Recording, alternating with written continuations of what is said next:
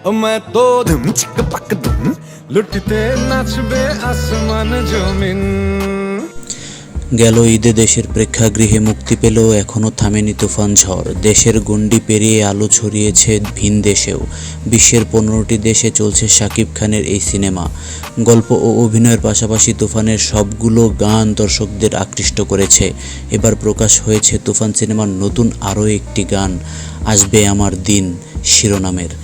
গানের কথা লিখেছেন রবিউল ইসলাম জীবন, আরাফাত মহসিনের সুরে গানটিতে কণ্ঠ দিয়েছেন রেহান রসুল।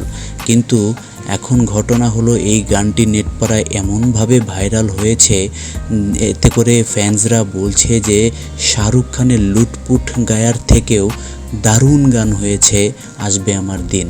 আসলে গানটিতে চমৎকার কোরিওগ্রাফি, সিনেমেটোগ্রাফি, এভরিথিং আর গানের লিরিক্স সব কিছু মিলিয়ে মনে হচ্ছে শাহরুখ খানের লুটপুট গায়াকে টক্কর দিয়েছে শাকিব খান।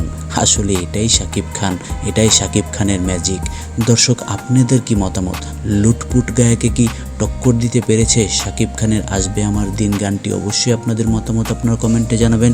আর ভিডিওটি আপনাদের ভালো লেগে থাকলে অবশ্যই লাইক, কমেন্ট ও শেয়ার করতে ভুলবেন না। আর অবশ্যই সাবস্ক্রাইব করে আমাদের পাশে থাকুন। ধন্যবাদ।